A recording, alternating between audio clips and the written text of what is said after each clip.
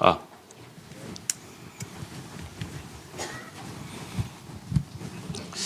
밤새 편히 주무셨습니까? 예, 저도 이제 갑니다.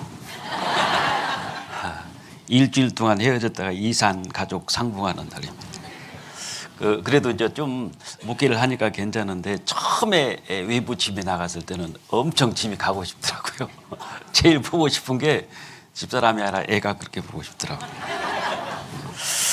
한 주간 고생 많이 하셨습니다. 함께 기도 드리겠습니다. 언제나 우리를 사랑하시는 고마우신 우리 아버지 하나님, 아무런 소망도 목적도 없이 살아오던 저희들을 구원해 주셔서 주님의 몸된 교회 안에서 또 복음의 마지막 주자로 저희들을 불러주시고 땅끝까지 복음을 전할 수 있도록 지경을 넓혀주시고 또 저희들에게 할 일을 주셔서 감사드립니다. 마땅히 우리의 지은 죄로 말미암아 하나님 앞에 심판받고 지옥을 갈 수밖에 없었지만 하나님 그토록 우리를 사랑해 주시고 독생자 예수님 보내주셔서 우리의 모든 죄를 친히 담당하시고 십자가 위에서 우리 대신 온갖 심판과 저주를 대신 받아주시고 예수님 흘리신 보혈로 우리의 죄를 하나도 남김없이 영원히 다 사해 주신 은혜 진심으로 감사합니다. 아직도 이 소중한 진리를 깨닫지 못한 사람들이 너무나 많습니다. 특별히 우리 가족 중에 아직도 이 복음을 깨닫지 못하고 있는 분들이 있다면 하나님 우리 개인의 원한 맺힌 기도가 있습니다. 그 기도를 꼭 하나님 들어주셔서 주님 이 세상에 임하시기 전에 꼭 우리 가족들 또 우리 아는 지인들 이 복음을 전할 수 있도록 하나님께서 기회를 주시기를 원합니다.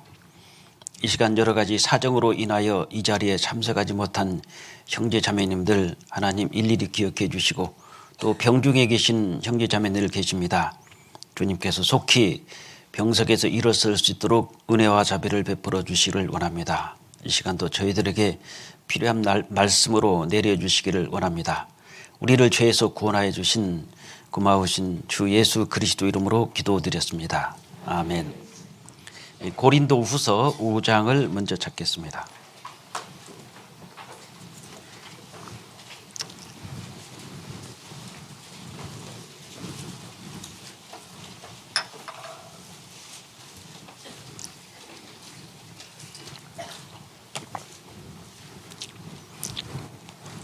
고린도서 5장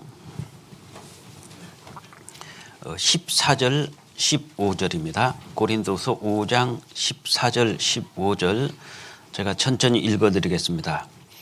그리스도의 사랑이 우리를 강권하시는도다. 우리가 생각건대 한 사람이 모든 사람을 대신하여 죽었은즉 모든 사람이 죽은 것이라. 저가 모든 사람을 대신하여 죽으시면 산 자들로 하여금 다시는 저희 자신을 위하여 살지 않고 오직 저희를 대신하여 죽었다가 다시 사신 자를 위하여 살게 하려 함이니라. 제가 구원받고 이 말씀이 너무 다 좋아가지고 참 마음이 딱 그 새겨진 말씀이 그리스도의 사랑이 우리를 강권하시는도다. 저는 사랑이란 걸 모르고 살았기 때문에 누군가 저에게 좀 가까이만 다가와주고 잘해주면 그냥 그쪽으로 확 휩싸여가지고 올인하는 그런 성격이었습니다.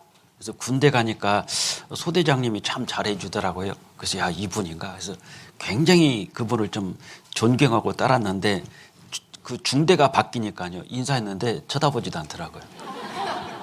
야 세상에 어떻게 이럴 수가 있을까.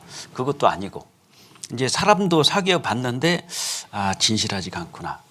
그걸 느끼고 이제 하나님 믿기 전이니까요. 이제 인생의 해이를 느끼고 많은 그 어려움을 겪으면서 그냥 차라리 죽는 게 낫겠다 싶어가지고 자살을 한 3번을 시도했어요. 근데 그때 다행히 죽지는 않았습니다. 제가 생각해도 큰일 날 뻔했는데 그게 지금 와서 보면 하나님의 은혜였다는 걸 알 수 있지 않습니까? 사람이 죽고 싶다고 죽는 것도 아니고 더 살고 싶다고 사는 것도 아니지 않습니까?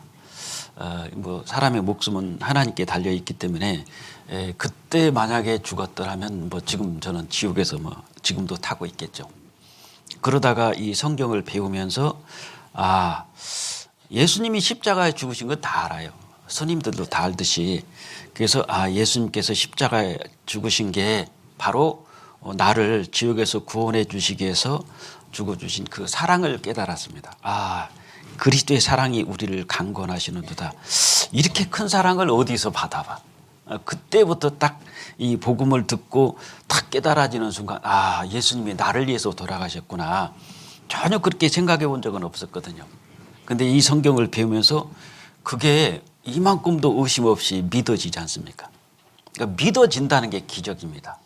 우리가 예수님을 만나본 적도 없고 2000년 전에 우리가 예수님을 내려가서 본 적이 없지 않습니까? 그런데 어떻게 한 번도 본 적이 없는데 그 사실이 믿어지냐고요. 이게 기적이지 않습니까? 그러니까 그때 성령이 오시지 않습니까? 유리창에다가 총을 쏘면은 유리창이 먼저 깨졌냐 총알이 먼저 나갔냐 동시입니다. 동시. 땅 하면서 빠져나가듯이 성령이 먼저 오셨냐 내가 먼저 깨달았느냐 동시지 않습니까? 그 성령이 들어오시면서 그 예수님의 십자가의 그 사랑과 은혜가 깨달아지고 믿어지잖아요. 믿음으로 말미암아 구원을 얻었느니 믿어지는 믿음이 있고요. 믿으려고 하는 믿음이 있습니다. 얼마 전에 48년 동안 교회 다닌 분이 계시는데 그 기독교 복음 집례가 아실 겁니다. 거기서 한 40년을 다니셨고요. 저희 교회에서 한 8년 가까이 다니셨습니다. 이분은 찬송가 다 외웁니다. 그냥. 그리고 우리 말씀 들은 것이 노트가 이만큼 된대요. 다 써놨어요. 달달달달달 외웁니다. 근데 복음이 안 믿어져요. 얼굴 보면 나타납니다. 항상 어두워요. 그래서 제가 그분을 울릉도 집회 갈 때 일부러 모시고 갔어요. 근데 끝날 때까지 얼굴이 안 펴집니다. 그러니까 그 마음이 믿어지지 않으니까 다 알고 있는데 안 믿어지니까 괴로운 거예요. 그러다가 한 작년 11월 달인가요? 낮에 이제 외부 강사님이 오셔서 대구교회에서 집회를 하셨는데 그동안 한동안 안 나왔어요. 교회를 안 나오다가 병원에서 아마 대구교회 어떤 자매님 만난 것 같습니다. 그래가지고 따라가가지고 오전에 집회를 들을 때 마음을 하나님 앞에 기도를 했답니다. 내 마음을 열어서 좀 믿어지는 믿음이 됐으면 좋겠다고. 그래서 이제 말씀을 들었는데 창세기 1장 1절이 진짜 믿어지더래요. 그 동안은 이론이었어요. 창세기 태초에 하나님이 천지를 창조하신 것이 이게 사실이구나. 그러면서 말씀이 쫙 들으면서 48년 만에 구원받았다고 그러더라고요. 본인의 입으로. 그래서 제가 물어봤어요. 저를 일부러 만나러 왔더라니까요. 넥타이 하나 사가지고. 물어봤어요. 그럼 48년 동안 뭐 하시냐고 그러니까 자기는 믿으려고 그랬대요. 보세요. 대부분 교회 다니는 사람들이 믿습니다. 믿습니다. 왜 그런지 아시죠? 안 믿어지니까 그래요. 믿습니다. 그런다고 믿어지냐고요. 믿습니다. 믿습니다. 계속 반복하는 사람은요. 틀림없이 안 믿어져서 그렇습니다. 그럼 하나님 믿습니다. 믿습니다. 그러면 하나님이 좋아하실 것인지 한번 생각해 보십시오. 아침에 출근하는 남편에게 당신 나만 사랑하지 믿어요. 한 열흘만 그래 보세요. 내가 바람핀단 말이야. 믿습니다. 믿습니다는 사실상 뭔가 신뢰가 안 간다는 뜻이에요. 대부분 교회 다니는 사람은 그러잖아요. 믿습니다. 믿습니다. 자꾸 자기 세뇌시키는데 안 믿어져요. 그러니까 믿어지는 믿음이 있고 믿으려고 하는 믿음이 있어요. 믿음이 온 후가 있거든요. 그다음에 하나님께 인정받으려고 열심히 하는 사람이 있고 인정받은 믿음이 있어요. 예수님께서 요단강에서 침례받고 올라오실 때 이는 내 사랑하는 아들이요 내 기뻐하는 자라 딱 인정받으셨잖아요. 근데 인정받으려고 열심히 해가지고 이게 가인이지 않습니까? 내가 이렇게 내가 농사 지은 것 중에서 최상품을 하나님께 드리면 하나님께서 인정해 주시겠지. 설마 지성이면 감천이라는데 이런 식으로 자기가 어떤 행위를 가지고 하나님께 인정받으려고 하다 보면 이게요 하나님께 인정받지 못합니다. 그러니까 계속 하기는 하는데 항상 2% 부족이에요. 그러다가 이 복음이 딱 믿어지는 순간 180도 바뀌어지잖아요. 전혀 다른 사람이 됩니다. 그래서 이 복음은 내 안에 마음에 의심 없이 믿어지는 것, 내 것이 되지 않습니까? 어제 말씀드린 대로 복음을 깨닫는 것은 사실상 체험입니다. 듣고 논리적으로 이해하고 설득되는 게 아니라 실제로 체험이에요. 그러니까 어제 예를 드린 그대로 서울에 와서 소매치기 당해가지고 모든 것을 다 잃었는데 어떤 사람이 와가지고 점심 한 끼 사주고 한 5만 원 주면서 대구까지 잘 내려가시라고. 이 사람은 직접 체험했잖아요. 그런 은혜를 받았잖아요. 근데 이 사실을 그대로 가져가가지고 대구에 내려가서 친구들에게 이런 얘기하면 친구들은 자기는 그런 체험을 한 적이 없어요. 그냥 친구한테 좋은 얘기 들은 겁니다. 아, 그래? 참 좋은 사람이다. 세상에 오늘날도 그런 사람이 있네. 야, 참 좋네. 야, 괜찮은 사람이다. 근데 나하고 아무 상관없습니다. 너한테는 네가 도움을 받고 5만 원 받고 점심 얻어먹을 줄 모르지만 나한테는 점심 사준 적도 없고 5만 원 준 적도 없어. 그리고 나는 그렇게 소매치기 당해본 적도 없어. 나하고 무슨 상관이야. 근데 좋은 사람은 좋은 사람이죠. 근데 나하고는 상관이 없습니다. 그러니까 이 복음이 믿어지고 깨달아지려면 실제로 내가 그 환경에 처해야 되잖아요. 아, 정말 하나님이 계시고 내가 틀림없이 내가 지옥을 갈 수밖에 없고 나는 천국을 못 가는구나. 그런 환경에 처해 있는 분이 예수님의 십자가의 복음을 딱 들었을 때 믿어지게 되어 있습니다. 감사가 나와요. 저는 구원 받았다는 사람 중에서 입에서 감사가 안 나오는 분들은 뭔가 모르게 좀 의심스럽습니다. 어떻게 감사가 안 나오냐고요. 이분이 소매치기 당했어요. 쫄쫄 굶고 있었는데 밥 사주고 5만 원 줬는데 전혀 감사가 안 나온다. 사람이 아니올시다. 안 그래요? 그 제정신 아니잖아요. 그런 걸 받았을 때 액수를 떠나서 뭐 짜장면이 5천 원이야 1만 원이야 액수를 떠나서 5만 원 액수를 떠나서 그런 도움을 받았을 때 왜 내 안에 양심을 가지고 있는 내 안에 어떻게 그에 대한 감사가 안 나오겠냐고요. 실제로 체험이잖아요. 마찬가지로 이 복음이 내 안에 믿어지는 것은 그런 환경과 여건이 주어졌을 때 정말 나는 지옥을 갈 수밖에 없고 천국은 나에게는 아득하구나. 어떻게 하면 저기를 갈 수 있지? 그런 분들에게 복음이 딱 전해질 때 믿어져요. 그래서 저는 이제 병원에 계실 때 상담할 때 상담하러 가가지고 지옥을 얘기하니까요. 그런 얘기 하려면 가셔! 쫓아냈어요. 그래서 이 환자들한테 어떻게 복음을 전할까? 지옥 얘기하니까요. 그렇지 않아도 아파서 내가 병원에서 누워있는데 정말 불난 사람한테 지금 부채질하고 있냐고 굉장히 싫어하더라고요. 그래서 이분들한테 어떻게 복음을 전할까 보니까 그래 소망을 심어주자.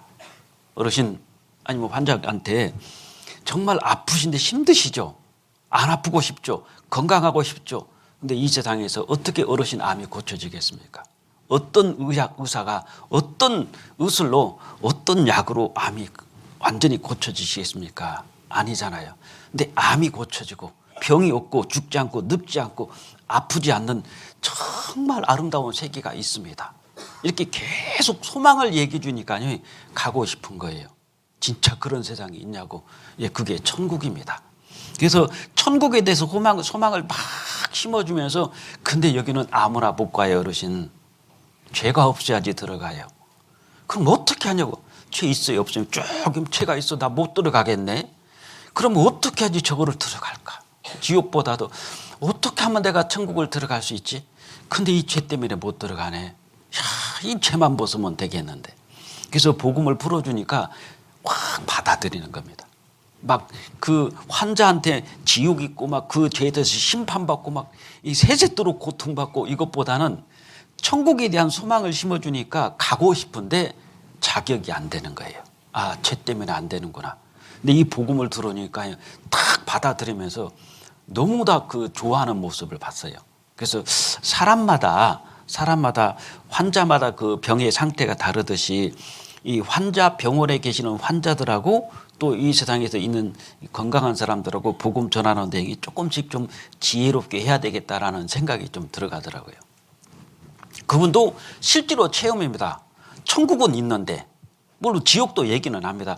천국 못 가면 지옥 가십니다. 근데 지옥에 대해서 너무 다 막 무섭게 얘기하니까 아파 죽겠는데 뭐 자꾸 이렇게 불난데 부채질하냐 그런 말 하려면 가라고 쫓겨난 적도 있었어요. 그래서 이제 고민한 것이 환자들한테는 지옥을 가지고 막 이렇게 하는 것보다는 소망을 줘야 되겠다. 저도 여기 오기 전에 한 분이 혈액투색을 하고 계십니다. 지금 30년째 하고 계시는데 그 자매님이 구원받으셨는데 이 남편이 굉장히 엄하셔요. 그러니까 남편에게 복음 전할 생각을 엄두도 못 낸 겁니다. 집에 가려고 그래도 아이고 오면은 우리 신랑이 어떻게 나올지 모르겠다고, 그러니까 오지 말라고. 신방도 못 오게 해요. 왜? 우리 남편이 어떻게 반응할지 모르겠다는 겁니다. 굉장히 좀 말하자면 좀 사람한테 좀 과격하게 나오시는 것 같아요. 그래서 안 가려다가 그래도 한번 가봐야 되겠다 싶어가지고 자매니 일단 가볼게요. 그래서 구역장님하고 둘이 간 겁니다. 갔더니 의외로 사람이 참 좋은 거예요. 가서 쭉 얘기를 했어요. 석 달인가 상담을 했습니다. 일주일에 한 번씩. 그러다가 이제 여기 오기 전에 죄 문제까지 딱 풀어놓고 제가 그랬어요. 선생님, 저 발령 났어요. 그랬어요. 저 발령 났는데 대구 떠납니다. 저 경기도로 가는데 제가 대구 떠나기 전에 저 선생님 구원받는 거 모습 보고 가고 싶다고 그랬더니 막 울어요. 이분이 진심이 전해진 겁니다. 탁 그러면서 이 목사가 나하고 무슨 상관이 있다고. 근데 말씀을 참 잘 들어요.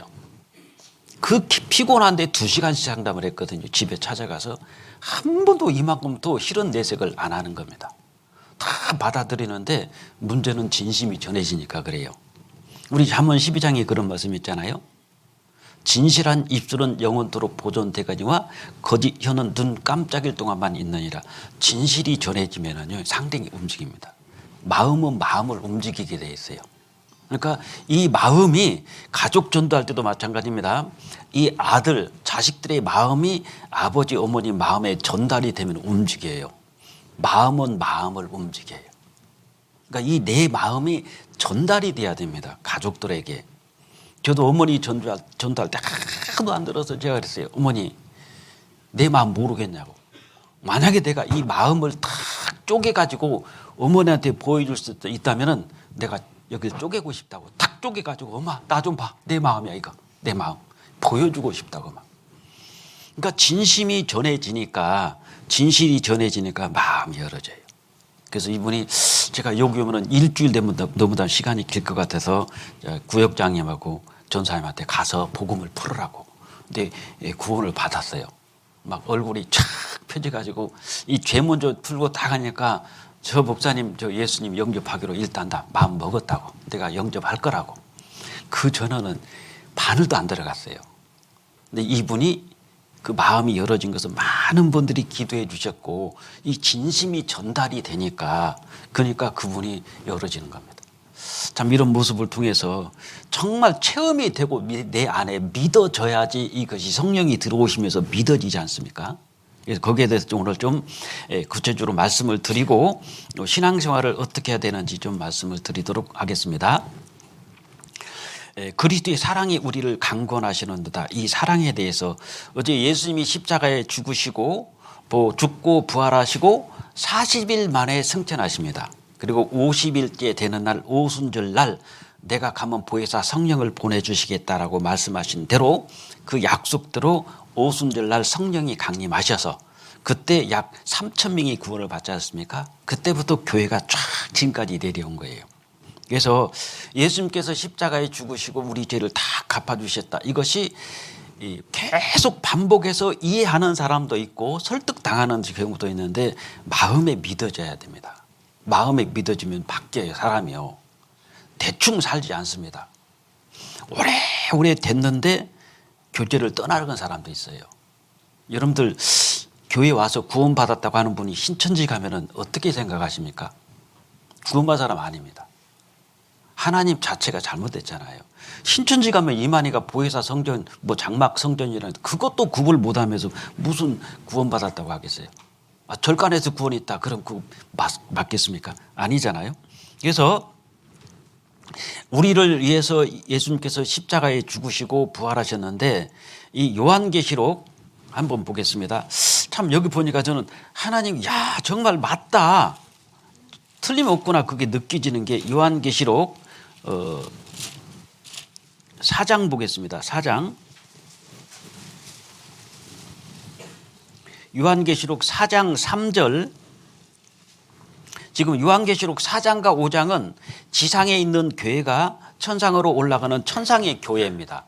지상에서 천상으로 화면이 딱 전환되면서 구원받은 사람들이 쫙 올라가 있는 모습을 보여주셨는데 3절 앉으신 이의 모양이 예수님이신데요. 하나님이 앉아 계시는데 벽옥 같고 이 벽옥이 청색입니다.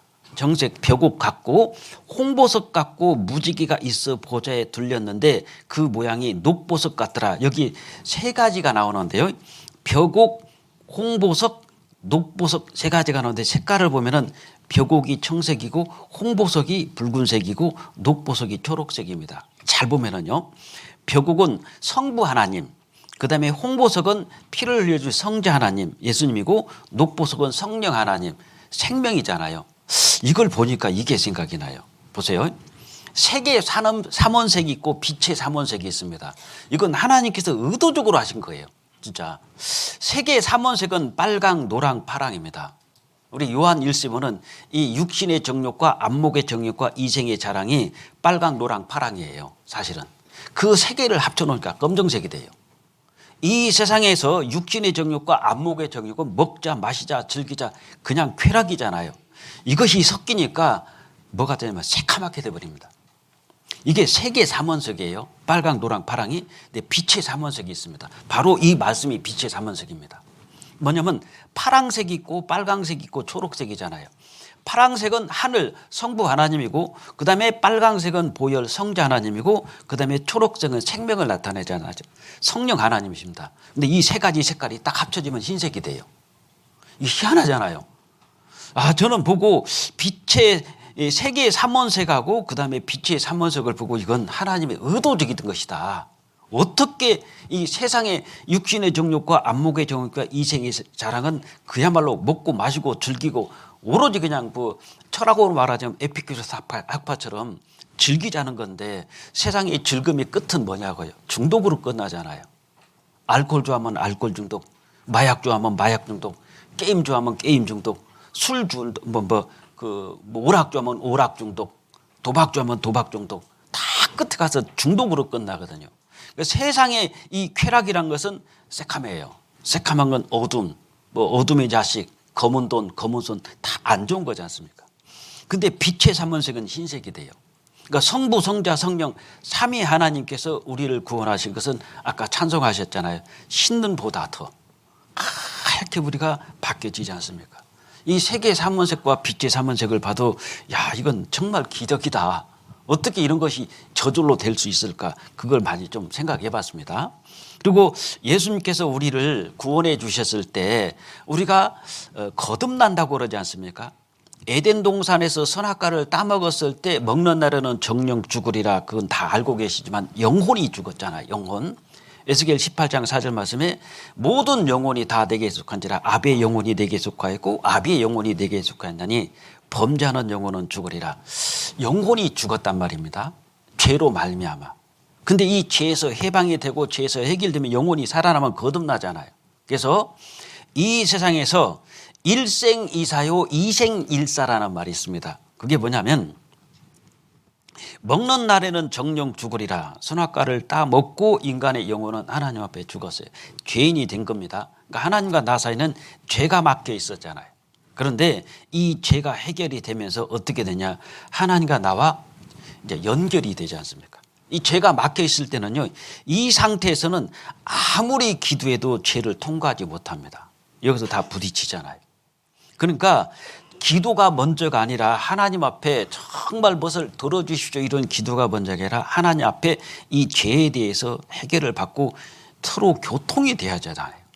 그러니까 구원 받기 전에 기도는 딱 한 가지밖에 없습니다. 하나님 나를 불쌍히 여겨주시고 나를 구원해 주십시오. 세리의 기도밖에는 없어요. 구원 받고 난 다음에 이렇게 서로 교통이 됐을 때 하나님께 간구하고 기도하고 소원도 드리고 그렇게 할 수 있잖아요. 그래서 심판자 구원 받기 전에는 심판자에서 하나님이 구원 받고 나니까 아버지가 되고 구원 받기 전에는 나는 신분이 죄인이었는데 구원 받고 난 다음에는 아들이 되지 않습니까? 범죄하는 영혼이 죽으리라. 구원 받을 때 영혼이 다시 살아나잖아요. 예수께서 대답하여 가라사대 진실로 진실로 내게 이르노니 사람이 거듭나지 아니하면 하나님 나라를 볼 수 없느니라. 가는 건 어림도 없고 볼 수도 없는데 구원 받았을 때 사람이 거듭날 때 이제 드디어 우리가 천국을 가게 되지 않습니까? 너희가 거듭난 것이 썩어질 수로 된 것이 아니요 썩지 아니할 수로 된 것이니 하나님의 살아있고 항상 있는 말씀으로 되었느니라. 자, 썩어질 시로 된 것이 아니다. 그럼 이 세상에 썩어질 시로 된 것이 있어요. 그게 뭐냐면은 다른 복음, 다른 영, 다른 예수. 이건 썩어질 시잖아요. 그것으로는 거듭날 수가 없는 겁니다. 살아있고 항상 있는 말씀으로 되었느니라. 그래서 구원 받은 사람과 구원 안 받은 사람은 이렇게 보면 됩니다. 구원 받은 사람은 한 번 태어났잖아요. 두 번 죽어요. 그러니까 이 세상에 육신과 영혼이 죽고 또 하나님 앞에서 또 한 번 죽는 것이 지옥으로 가잖아요. 그러니까 일생이사 한 번 태어난 사람은 두 번 죽는다.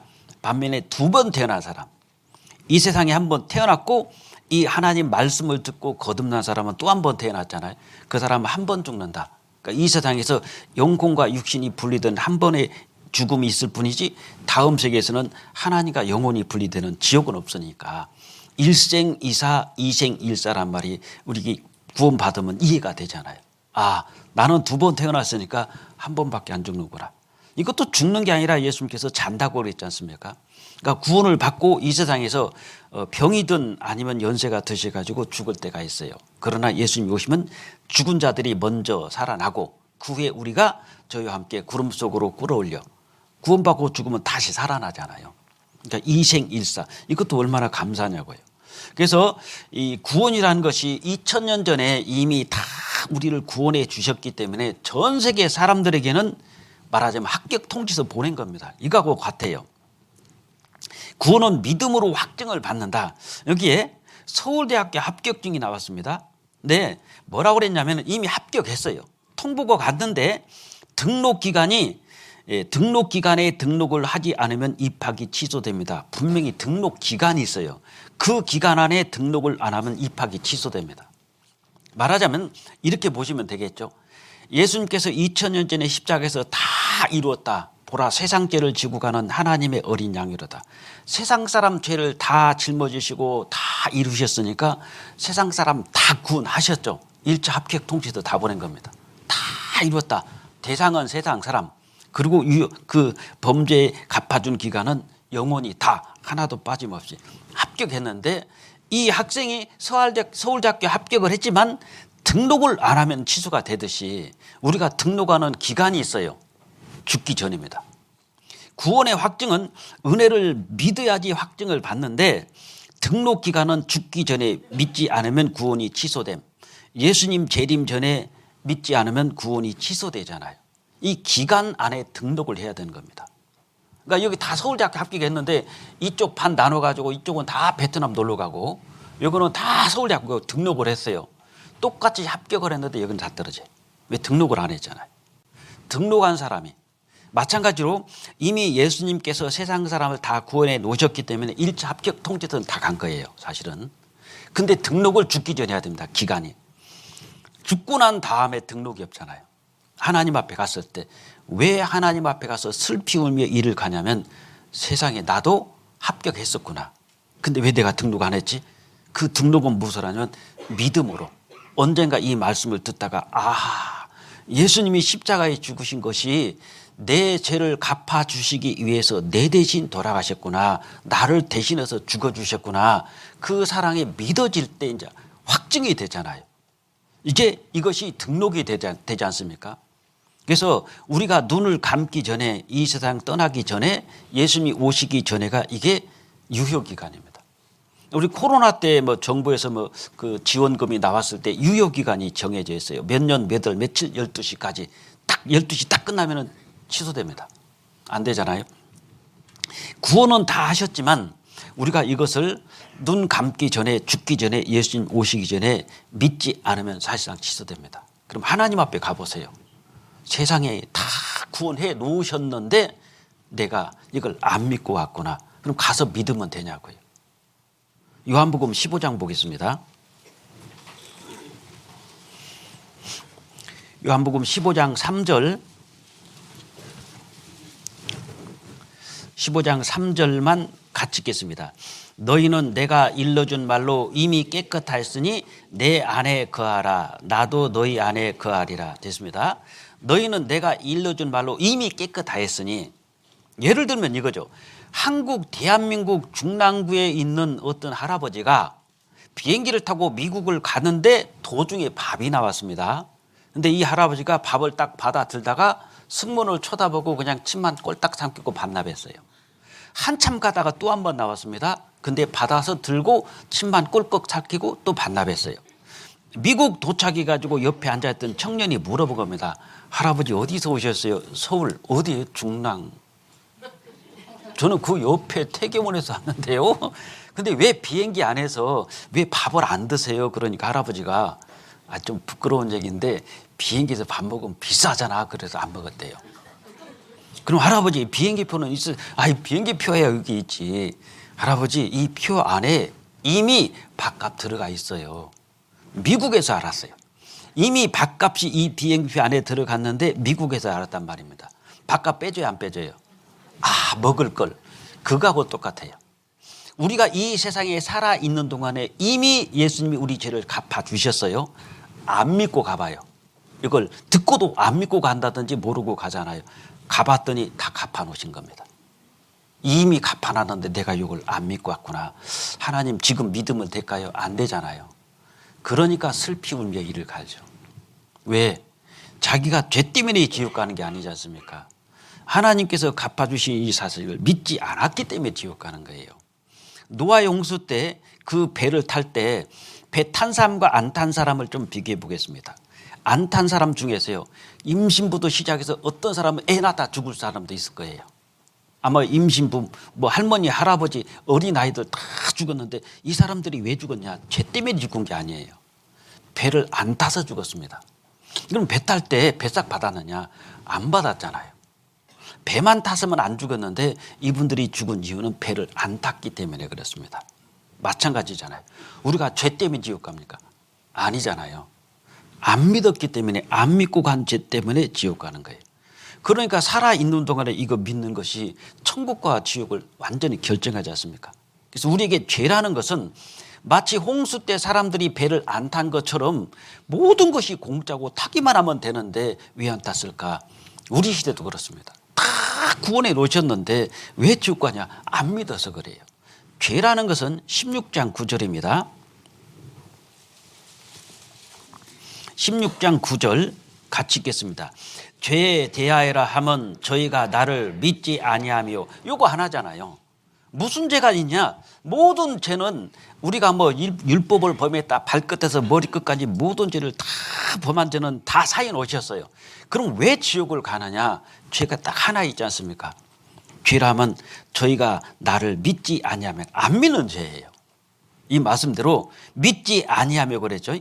우리가 짐짓죄를 아는 지식을 받은 후, 우리가 진리를 아는 지식을 받은 후 짐짓죄를 범한 적 다시 속죄하는 제사가 없고 오직 무서운 마음으로 심판을 기다리는 것과 대적하는 자를 소멸한 맹렬한 불만 있으리라. 이게 지옥입니다. 근데 이 짐짓죄가 뭐냐면 고의적으로 배척하는 죄예요. 이게 믿지 않는 죄입니다. 죄에 대하여라면 저희가 나를 믿지 아니하며, 말씀을 들어요. 여기까지 와서 복음까지 다 들어요. 근데 짐짓죄를 범합니다. 이게 뭐냐? 고의적으로 안 받아들여요. 어떻게 예수 전양반이 죽었다고 내 죄를 갚아주냐? 나 저건 못 믿는다. 안 믿는다. 이렇게 고의적으로 배척하는 게 짐짓죄입니다. 이게 안 믿는 죄예요. 그러니까 다른 죄가 아니라 분명히 예수님이 내 죄를 사해 주셨다고 그렇게 듣는데도 이걸 배척하는 거예요. 안 받아들여요. 그게 고의적인 죄잖아요. 짐짓죄입니다. 이 죄 때문에 지옥 가는 거예요. 그 다음에 또 하나, 히브리서 10장에도 보면은 모세의 법을 폐한 자도 두세 증인을 인하여 불쌍히 여김을 받지 못하고 죽었거든 하물며 하나님의 아들을 밟고, 예수님이잖아요.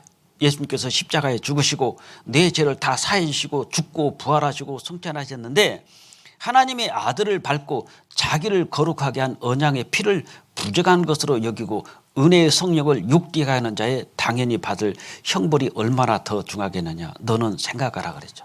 그러니까 복음을 다 듣고 이거 인정하지 않는 거, 받아들이지 않아요. 제가 스님하고 딱 얘기하면서 이게 짐짓죄구나. 그분은 예수님이 죽은 거 다 알아요. 아, 예수 믿는 사람, 교회 다니는 사람은 예수님이 십자가에서 이렇게 죽었는데 그거 믿는데 그걸 왜 믿냐고. 그러니까 어때요? 그러니까 그것을 부인하고 안 받아들이잖아요. 아, 이거 고의적으로 배척하는구나, 이 양반이. 그죄 때문에 가지 스님이 우상숭배했다고 지옥 가는 건 아니잖아요. 마찬가지입니다. 많은 사람들이 죄 때문에 지옥 가는 게 아니라 죄에 대한 심판은 이미 끝났는데 죄가 뭐냐? 저희가 나를 믿지 않냐며 고의적 배척이에요.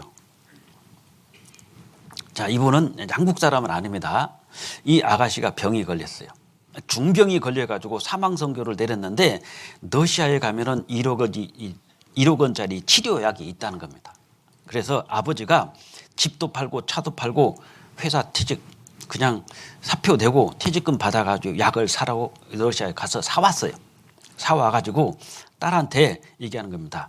이거 먹으면 너 낫는다. 아빠가 직장도 그만뒀고 차, 집 다 팔았어. 이렇게 사가지고 왔어요. 딸 하는 말 봐봐요. 왜 안 믿는 죄가 큰지 이걸 설명드리려고 그럽니다. 아, 그까짓 안 믿었다고 지옥 보내요. 안 믿는 죄가 진짜 큰 거예요. 누가 이런 거 사달랬어? 딸이. 아버지는 딸을 고치려고 1억을 만들어서 러시아에서 약을 사왔어요. 근데 딸 하는 말, 누가 이런 거 사달랬어? 놓고 나가 그랬어요. 놓고 나가. 그러니까 아버지가 꼭 먹어야 된다. 이거 먹으면 너 살아. 놓고 나가. 그런데 싱크대에 부어버렸어요. 이게 자 보세요. 이 딸이 1억 원짜리 약을 부은 게 아닙니다. 그 안에는 아버지의 사랑이 다 들어가 있어요. 말하자면 죄에 대하라면 저희가 나를 믿지 않는다는, 안 믿는 죄는 뭐냐면 사랑을 버리는 죄예요. 아버지가 지금 1억이 중요하잖아요. 중요한 게 아니잖아요. 아버지의 그 마음을 어떻게 1억으로 바꾸겠습니까? 이거 100억, 1000억도 돼가잖아요.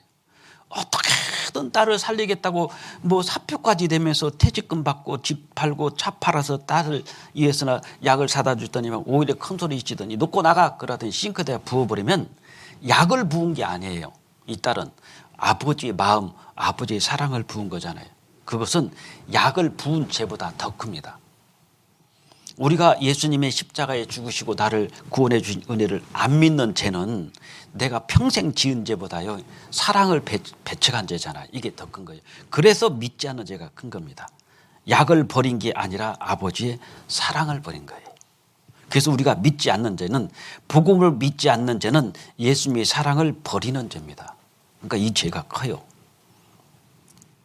그리고 하나님께서 우리를 구원해 주신 이 날짜를 한번 좀 볼게요. 구원받은 날, 사면받은 날하고 똑같은데 구원받은 날이 있어요. 많은 분들이 나 몇 년, 몇 월, 며칠 날 구원받았다 그러면 특히 교회 다니는 사람 중에서요 이상하게 쳐다봐요. 뭐 이단 아니냐고 그러는데 구원 안 받은 사람 그 날짜가 없습니다. 골로새서 1장 6절에 이 복음이 이미 너희에게 이르매 너희가 듣고 참으로 하나님의 은혜를 깨달은 날부터 그랬죠. 참으로 하나님의 은혜를 깨달은 날이 있어요. 그 날이 없으면 태어난 날이 없잖아요.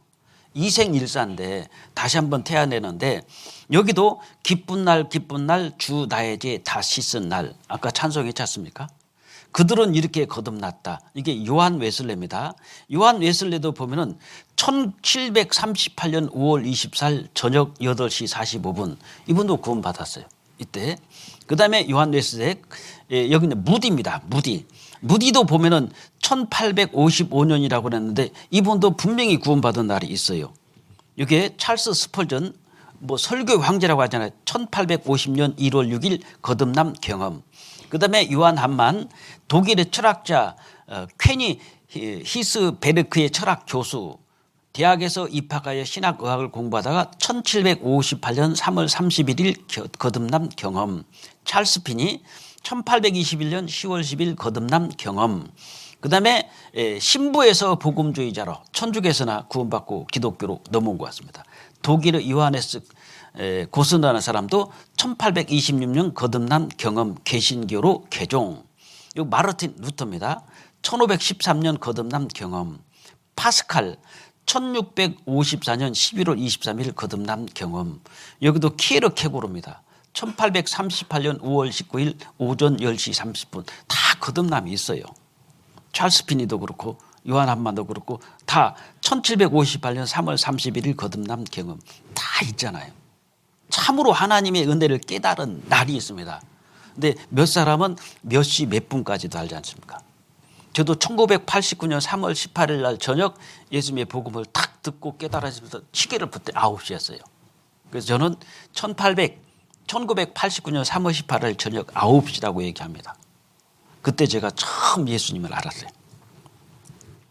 그래서 이 우리를 구원했다, 참으로 그 은혜를 깨달은 날이 우리는 죄에서 해방된 날입니다. 계시록 1장 5절에 보면 충성된 증인으로 죽은 자들 가운데서 먼저 나시고 땅의 임금의 머리가 되신 예수 그리스도로 말미암아 은혜와 평강이 내게 있기를 원하노라. 같이 읽겠습니다. 우리를 사랑하사 그의 피로 우리 죄에서 우리를 해방하시고, 해방된 날이 있잖아요. 1945년 8월 15일 날 우리나라 해방했지 않았습니까? 강원도 산골에 우리나라 해방된 날이 48년 아니죠. 45년이죠. 이거 내가 잘못 쓴 것 같습니다. 1945년 8월 15일 날인데 강원도 산골 어느 사람이 4개월 후에 알았어요. 4개월 후에 12월 15일 날 알았어요. 그런데 마라도 사람들은 1년 후에 1946년 8월 15일 날 알았다고 봐봐요. 그러니까 그 사람들은 이미 45년 8월 15일 날 광복을 했는데 모르고 있다가 4개월 후에 알았고 1년 후에 알았잖아요. 이미 해방이 돼 있었어요. 돼 있었는데 모르고 있다가 해방됐대네. 그러면서 이 사람한테는 해방의 기쁨이 그때 오잖아요. 우리도 마찬가지입니다. 어제 말씀드린 게 바로 그 내용이었어요. 구원은 이 옛날에 2000년에 구원해 주셨는데 어제 알았다는 겁니다. 아버지가 한 달 전에 빚을 갚아줬는데 나는 25일 후에 이제 알았다는 거예요. 그 아는 거잖아요. 아는 거. 그래서 참으로 하나님의 은혜를 깨달은 날이 있다는 것. 그다음에 구원의 안전성은 뭐냐면 걱정하지 말라는 거잖아요. 안심하라는 겁니다. 많은 분들이 구원을 의심하는 경우가 간혹 있어요. 그게 뭐냐면 내가 저에게 영생을 주노니 영원히 멸망치 아니할 터이요. 영생을 주고 멸망치 아니할 터이요. 또 저희를 내 손에서 빼앗을 자가 없느니라. 저희를 주신 내 아버지는 만유보다 크심에 아버지 손에서 아무도 빼앗을 수 없느니라 그랬죠.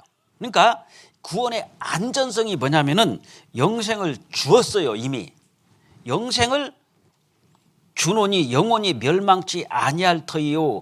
또 저희를 내 손에서 빼앗을 자가 없느니라. 하나님이 나를 잡았으니까 내 아버지 손에서 너를 빼앗을 수 없다. 안전장치잖아요. 그러니까 우리는 하나님이 나를 붙잡았는데 자꾸 의심을 하는 겁니다. 그래서 구원 의심하는 것은 물론 구원 받은 사람이 의심은 할 수는 있어요. 그러나 불신은 안 합니다. 예수님께서 내 죄를 어떻게 갚아주셔? 불신은 안 해요. 의심은 합니다. 그 누굽니까? 데카르트인가요? 내가 지금 살았냐 죽었냐 막 그 고민하는데 내가 생각하고 있지 지금 살았냐 죽었냐 생각하고 있다는 것은 내가 살아있구나. 나는 생각한다. 고로 나는 존재한다. 그러면서 내가 왜 자꾸 죽었냐 살았냐 이걸 고민하지? 살았으니까 그러잖아요. 내가 왜 자꾸 구원을 고민하고 있지?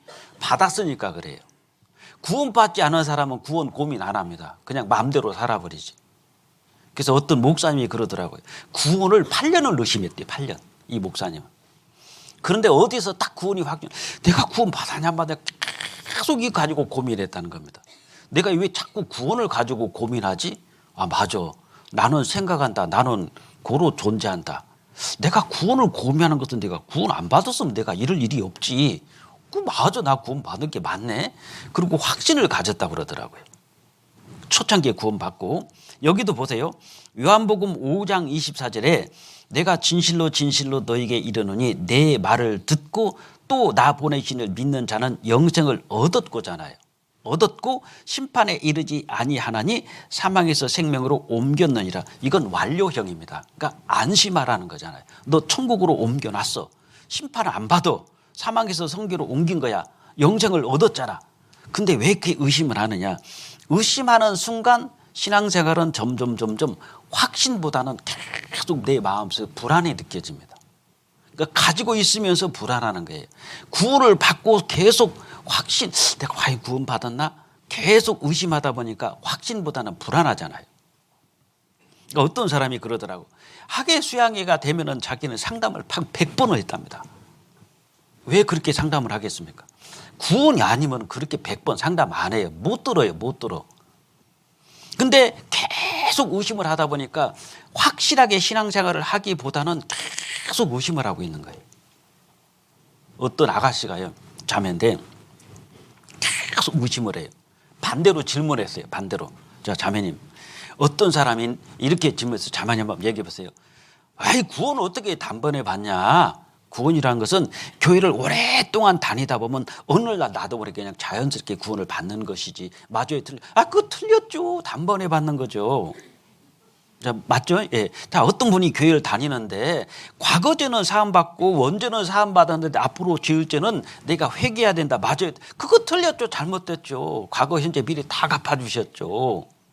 쭉 질문을 하니까 자매님 맞죠? 그러니까 자매님 그렇게 믿잖아요. 그러니까 예, 그럼 구원받은 게 맞잖아요.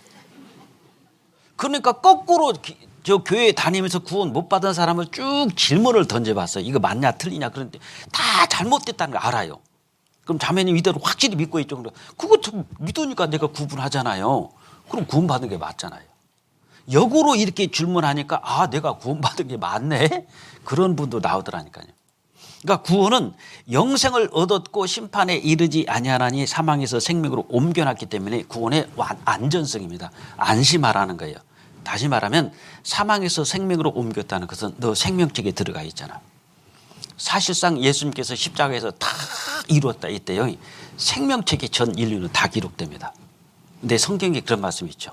생명책에서 저희를 지워달라는 말씀이 있잖아요. 생명책에서 저희를 지워달라고. 이 지워달라는 것은 분명히 생명책에 기록되어 있었다는 겁니다. 근데 지워달라는 게 뭐죠? 분명히 이름이 기록되어 있었는데 지워졌다는 거예요. 왜 하나님 앞에 가서 슬피 울며 이를 갈겠습니까?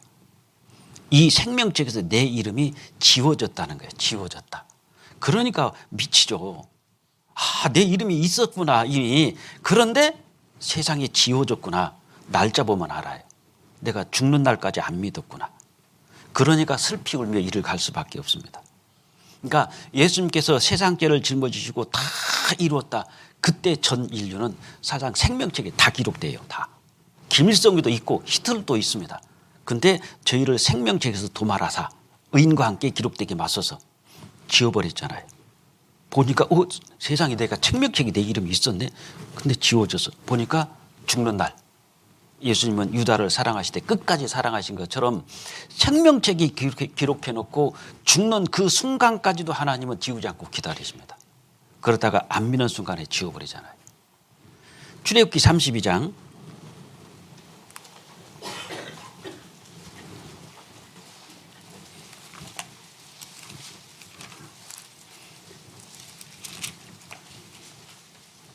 32장 32절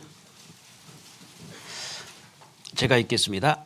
그러나 합의하시면 이제 그들의 죄를 사하시옵소서. 그렇지 않사오면 원컨대 주의 기록하신 책에서 내 이름을 지워버려 주옵소서 그랬죠. 주의 기록하신 책에서 내 이름을 지워달래요. 그러니까 내 이름이 주의 책에 있잖아요. 근데 지워집니다. 언제 지워지냐면 끝까지 하나님께서 생명책에 기록해 놓고 죽을 때까지 믿지 않으면 그때 지워지는 겁니다. 시편 69장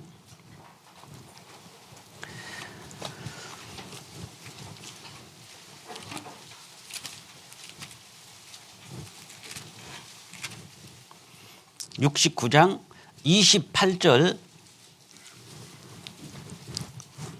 같이 읽겠습니다. 저희를 생명책에서 도말하사 의인과 함께 기록되게 마소서. 생명책에서 도말 지워버리라고 하는 거잖아요. 그러니까 생명책에 있었다는 거지 않습니까? 근데 생명책에서 지워버려서 의인과 함께 기록되게 마소서. 그러니까 모든 사람들은 하나님 앞에 가서 억울하다 소리 못합니다. 이미 1차 합격 생명책에 다 기록해 놓고 끝까지 기다리시다가 죽는 그날까지 믿지 않았을 때는 그때 지워지잖아요. 그니 하나님 앞에 가서 얼마나 억울하겠습니까?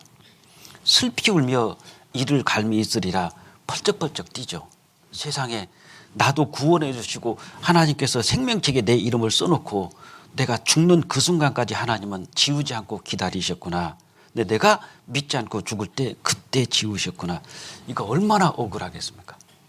그래서 우리는 살아있는 동안에 이것이 믿어지는 믿음이 돼야 됩니다. 안 믿어지면 기도해 보셔요. 믿어져요. 제가 수원에 있을 때 일진정기라고 있는데 거기서 청년들이 5명이 왔어요. 이제 말씀을 듣고 4사람은 구원받는데 한 사람이 안 되는 겁니다. 4사람은 구원받고 좋다고 그러는데 한 명이 안 믿어지니까 야, 너 바보 아니야. 다 해놓은 것도 못 믿냐. 안 믿어지는데 어떻게 할 거예요. 그러니까 이 사람은요 죽을 맛이에요. 청년인데. 그래서 제가 그랬어요. 오늘 저녁 가서 정말 하나님 앞에 기도하고 내일 다시 오라고. 그래서 그 다음날 와서 상담을 했는데 이 청년이 구원을 받았어요. 그래서 내가 물어봤어요. 어쩐 얘기 어떻게 기도했냐 그러니까 하나님 내 길을 송곳으로 뚫어달라고 그랬대요. 송곳으로 내 길을 뚫어서 복음이 들리게 해달라고 막 너무 다 간절한 거예요. 왜? 친구들 다 받고 막 좋아하면서 너 바보냐? 왜 이걸 안 믿어줘? 아니 딱 해 놓으셨잖아. 안 믿어지는데 어떻게 하냐고요. 그러니까 본인은 너무너무 괴로운 겁니다. 그래서 정말 간절히 기도를 한 것 같아요. 하나님 내 길을 정말 송곳으로 뚫어서라도 이 말씀을 듣게 깨달아지게 도와달라고. 근데 그분이 딱 상담하니까 깨달아진 거예요. 믿어지는 겁니다. 너희가 전심으로 나를 찾으면 만나리라 그랬죠. 진짜 찾는 사람에게 하나님께서 깨닫게 해주시는 거예요. 그러니까 구원받은 사람 보면은 분명히 다릅니다. 국내도 한번 보세요. 이 아주머니가 아마 장로교 다닌 것 같아요. 꽤 오래 다녔습니다. 근데 영원한 속죄를 처음 우리 교회 와서 깨달아요.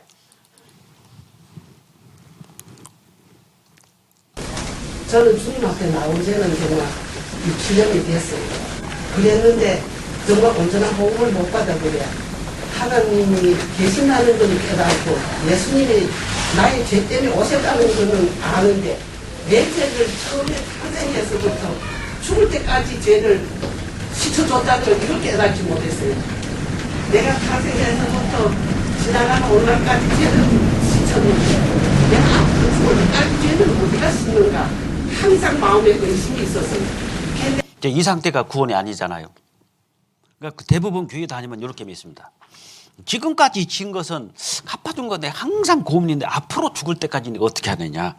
그런데 내가 이 복음을 받아들이고 내가 이 복음을 받아들이고 작년 6월 20일 날에 구원 받았습니다. 감정이 다르잖아요. 여기 이제 수녀가 구원 받으신 분입니다. 부산교회에서 구원받고요. 지금은 고은교회에서 교제하고 있는 박선현 자매입니다. 예. 저는 그 7년 동안 가톨릭 수녀로 그 수도 생활을 하다가 8년째 나와서 이렇게 나온 지 1년 만에 이렇게 복음 듣고 구원을 받았거든요. 아까도 점심 먹으면서 어머니하고 그런 말을 했는데 수녀원 여기 광주 본촌동에 있는 사랑의 짙은 수녀원에서 수도생활을 했거든요. 그래서 수녀원에서 알면 깜짝 놀랄 거다. 난리 나죠. 자, 이분이 구원 받았습니다. 다시 수녀로 들어갈까요, 안 들어갈까요? 들어가면 구원 아니죠. 여러분들 땀복 입고 탁 땀 흘렸어요. 샤워하고 땀복 입어요? 말이 안 됩니다. 소경이었어요. 눈 감고 가다가 눈을 떴어요. 눈 뜨고 딱 봤더니 다 소경이네. 그럼 거기서 나와요? 그냥 눈 감고 따라가요? 다르다니까요. 어떻게 교회 다니다가 구원 받았는데 여기서 와서 구원 받고 다시 거기 가서나 거기서 다시 눈 감고 따라가냐고요. 이런 일은 없어요. 이런 사람 구원 아닙니다. 보세요. 애게게 여기 왔더니 요것만 다르네. 우리 너무 원죄 자범죄는 남았다고 그래서 회개하라고 그랬는데 여기 왔더니 다 갚아줬다고 요것만 다르네. 그리고 가요. 구원일까요, 아닐까요? 100% 아닙니다. 그게요, 애게게 그러는데 천국과 지옥 차이예요. 그동안 자기는 천국 옆에도 못 갔습니다. 영원한 속죄가 이게 완전한 구원인데 에이구 여기 하니까 요것만 다르네. 요것만 달라요. 천국과 지옥 차이라니까요. 분명히 다릅니다. 그래서 해외도 마찬가지예요. 베트남에서 저희 교회에서는 선교한 적이 있는데요. 베트남 목사들 구원받는 거 한번 보십시오.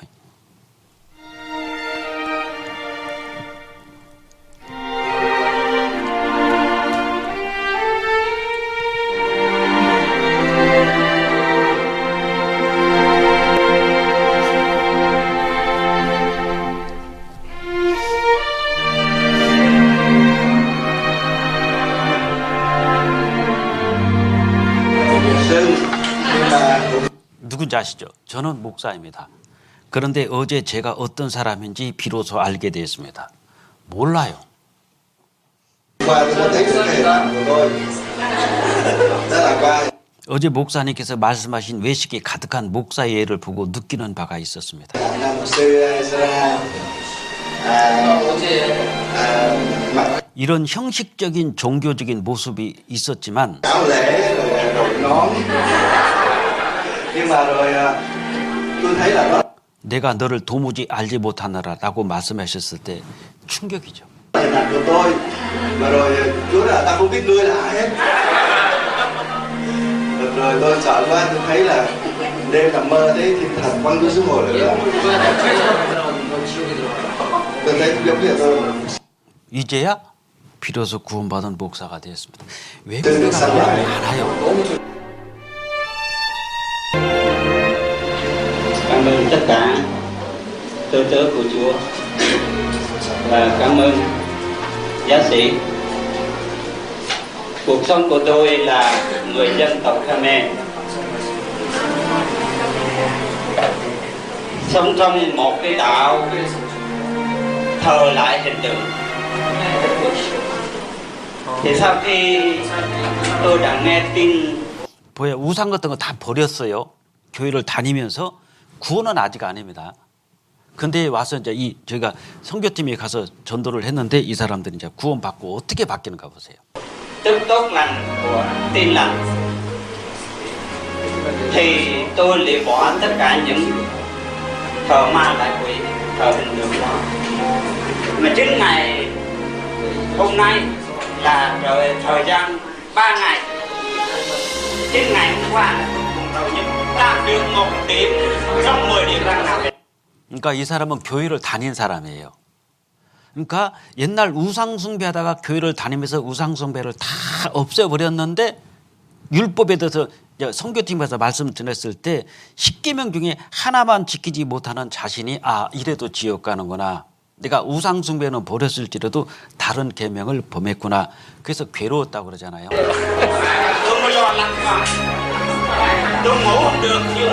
너무 걱정이 많아 잠을 잘 수가 없었습니다. 목사님은 편히 자라고 했지만 잘 수가 없었습니다. Sư đã nói là ngủ ngon không? Chưa ngủ. Mà chính ngày hôm nay mục sư đã nói về đức thánh linh của Chúa cứu thì tôi hôm nay là người mới mừng quá. 다르잖아요. 복음은 전 세계가 다 똑같습니다. 구원은 단번에 전 세계가 똑같아요. 사랑하는 자들아 내가 우리의 일반으로 얻은 구원을 들어 너희에게 편자란 뜻이 간절하던 자의 성도에게 단번에 주신 믿음의 도를 위하여 힘써 싸우라 그랬죠. 세상 사람들이 구원은 다 똑같습니다. 단번에 받습니다. 근데 대부분 교회 다니는 사람은 시간이 지나면 오랫동안 교회 다니다 보면 믿음이 생기는 것이지 어떻게 단번에 받냐. 그럼 언제 받아요? 예수님 옆에 죽은 십자가의 강도도 죽기 직전에 단번에 구원받고 가지 않습니까? 이렇게 구원은 단번에 이루어지는데 베드로하고 유다를 한번 좀 잠깐 볼게요. 베드로하고 유다 똑같이 배신자입니다. 베드로는 예수님을 3번 부인했고 유다는 예수님 팔아먹고 나가다가 양심에 찔려가지고 몸에 달아 죽었어요. 인간적으로 양심적으로 본다면 유다가 베드로보다 낫습니다. 베드로는 3번 예수님 면전에서 부인하고 그냥 떠나버렸어요. 고향으로 갔어요. 근데 유다는 너무너무 양심의 가책을 느껴서 그냥 몸에 달아 죽습니다. 어차피 둘 다 배신자예요. 근데 잘 보세요. 베드로는 부인했고 유다도 배신했습니다. 똑같이 배신해요. 그런데 유다는 왜 지옥을 갔고 왜 베드로는 천국을 갔냐. 여러분 유다가 예수님을 팔아먹어서 지옥 갔다 그거 아니에요. 예수님을 팔아먹어서 유다가 지옥 간 게 아니라 유다가 예수님을 팔아먹은 죄도 예수님은 다 갚으셨습니다. 다 이루었다 가로치고 유다 나 팔아먹은 죄는 아니야. 그건 없잖아요. 다 갚아주셨는데 왜 유다는 지옥 오고 베드로는 천국 갔냐. 간단합니다. 유다는 예수님의 부활을 확인 못하고 자살했어요. 그러니까 믿지 않고 죽었잖아요. 예수님만 죽고 부활하실 때까지 유다가 살아 있었다면은 아마 예수님은 베드로보다 유다를 먼저 찾아갔을 겁니다. 괴로워하는 유다를 찾아가서 부활하신 예수님이 유다야 네가 나 은삼집에 팔아먹었지 그거 내가 다 갚았어. 근데 유다는 그 말을 못 들어요. 분명히 하나님의 아들의 음성을 들을 때가 오나니 곧 이때라 듣는 자는 살아나리라 그랬거든요. 예수님의 음성을 들어야 돼요. 근데 유다는 나가서 예수님이 죽기 전에 십자가에 못 박히시고 부활하기 전에 유다는 자살을 합니다. 그러니까 예수님한테 그 음성을 못 들어요. 근데 베드로는 자살 안 했어요. 고기 잡으러 가자. 그냥 갔잖아요. 그러니까 차이가 그겁니다. 유다는 믿지 못하고 죽었습니다. 베드로는 기다렸죠. 부활을 확인하고 죽음, 믿고 죽었단 말입니다. 그러니까 베드로가 예수님을 부인하고 3번 부인한 거나 유다가 예수님을 배신하고 팔아먹은 거나 어차피 다 죄인데 왜 유다는 지옥 가고 베드로는 천국 가냐 잘못 오해하시면 유다가 예수님을 은삼집에 팔아먹었기 때문에 그 죄 때문에 지옥 간 게 아니다 이거예요. 유다의 그 죄도 갚아놓으셨는데 유다는 예수님의 부활을 확인 못하고 예수님께서 네 죄도 다 갚았다. 그걸 확인했으면 들었으면 되는데 그걸 못 듣고 죽잖아요. 그러니까 유다가 어떻습니까? 갚아나는데 유다는 그 사실을 믿지 못하고 죽은 거예요. 그러니까 유다가 하나님 앞에 가 심판받을 때 어떻게 했습니까? 아마 펄쩍펄쩍 뛸 겁니다. 안 그렇겠어요? 세상에 조금만 내가 3일만 기다릴 걸. 왜 이렇게 성질이 급해서 내가 자살했지? 어떻게 할 거예요? 그래서 이 내용도 보면은 이거하고 똑같아요. 이 서울 시내 사람 다 구원해 주셨습니다. 근데 저 밖에 있는 사람들이 이 사실을 몰라요. 그분들이 바로 유다입니다. 여기서 우리는 이 말씀을 듣고 예수님께서 내 죄를 영원히 다 사해 주셨구나. 우리는 알고 있고 믿잖아요. 우리가 베드로다면 세상 사람들은 다 유다입니다. 갚아져 있는데 모르고 있어요. 유다도 그 죄를 갚아주셨는데 모르고 죽었잖아요. 이 차이예요. 이 차이.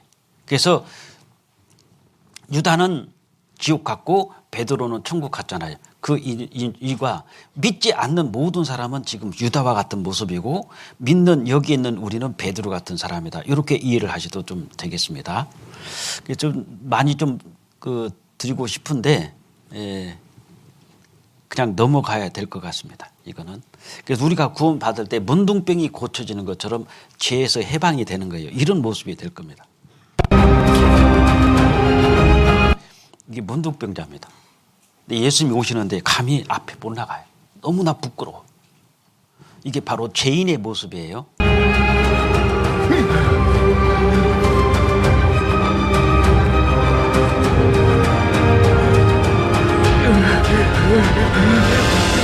Lord, if you...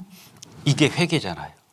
정말 내가 온몸에 문둥병이 걸려서 감히 주님 앞에 나올 수 없지만 나를 불쌍히 여겨달라고. are willing, you can make me clean.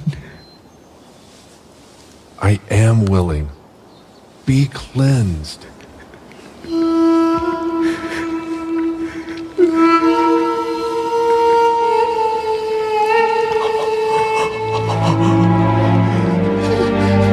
싹 고쳐지잖아요. 우리가 마치 이 문둥병자가 예수님이 딱 손을 잡아주는 그 순간에 이렇게 고쳐지듯이 다 이루었다. 우리가 복음을 듣는 순간에 내 안에 죄에서 해방이 딱 되고 우리가 깨끗해지지 않습니까? 이렇게 우리를 구원해 주셨는데 구원받은 우리가 그리스도의 사랑이 우리를 강권하신다는 겁니다. 강권이란 강하게 끈다는 거예요. 구원받고 우리가 이제 어떻게 살아야 되느냐 그걸 잠깐 좀 말씀드릴게요.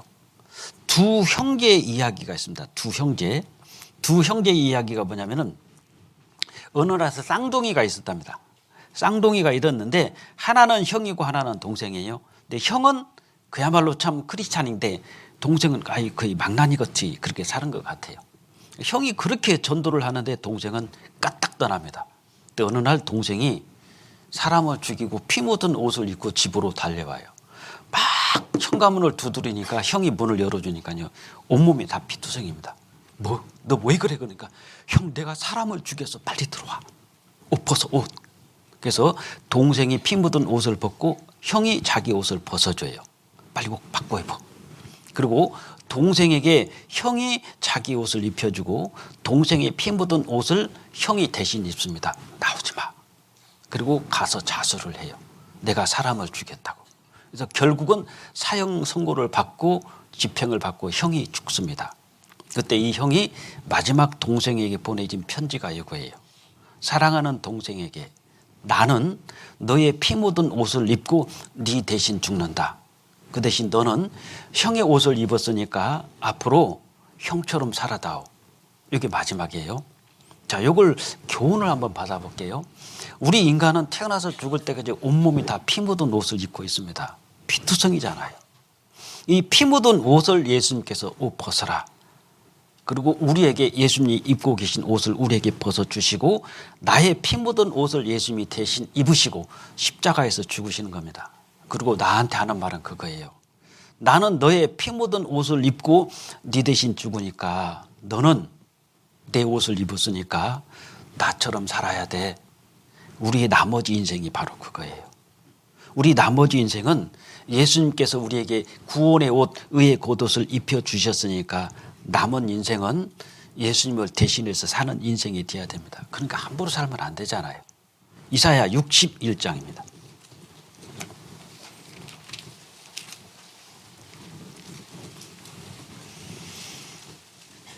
61장 10절 제가 읽겠습니다.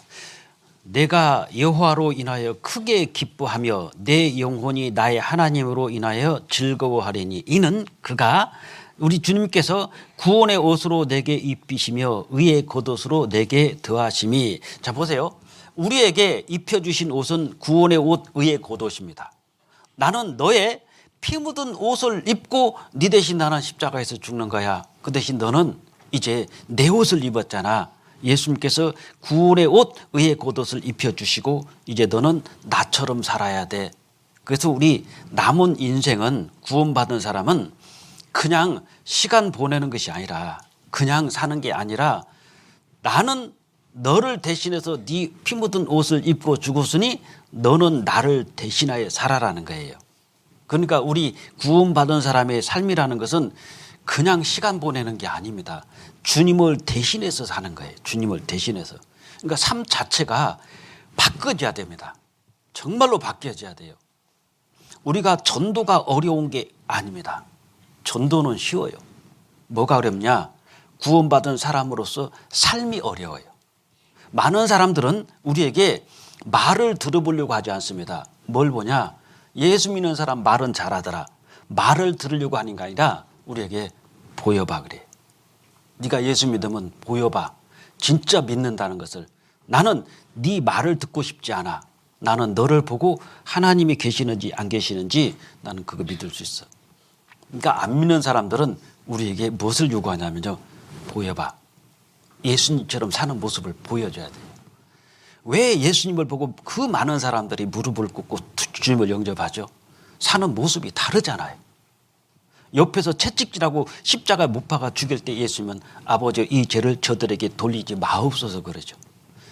그 6명의 남편을 바꿨던 여자에게도 예수님께서는 다른 사람은 뭐 저런 여자가 다 있냐고 손가락질하지만 예수님은 그 여자에게 네 남편 좀 데려올 수 있겠냐? 저 남편 없어요. 6번째 살고 있는데도 남편 없어요. 우리는 따질 수 있어요. 얼마든지. 그런데 네 말이 옳도다. 여기서 보면은 변론에 성공하면은 전도는 실패합니다. 만약에 예수님께서 그 여자와 변론을 한다고 생각해 봐요. 저 남편 없어요. 그럼 변론입니다. 예수님께서 첫째 김씨였잖아. 둘째 박씨, 이씨, 백씨, 첫씨 지금 모씨하고 살잖아. 예수님 이겨요. 변론하면 100% 예수님 이깁니다. 근데 변론에서 예수님이 져요. 네 말이 옳도다 그랬죠. 그 여자 말을 들어주셨어요. 그 여자가 져요. 우리가 전도할 때 변론해가지고 이기려고 하면 이길 수 있습니다. 진화론 가지고 따지면 우리가 이겨요. 전도는 실패합니다. 전도할 때 어리석고 무식한 변론을 피하라고 그랬잖아요. 근데 우리는 그게 안 참아져요. 막 따지고 싶고 막 이 한마디 하고 싶고 그렇잖아요. 근데 그것을 인정하기가 쉽지 않습니다. 그래서 삶이라는 것이 다른 사람의 불의를 보면 우리는 막 일어나잖아요. 근데 그걸 다 받아줄 수 있는 바다 같은 마음을 가지고 있는 분이 예수님이잖아요. 그게 쉽지 않다는 겁니다. 가족 전도할 때도 마찬가지예요. 변론해 가지고 구원 전도 승리한 사람은 없어요. 마태복음 5장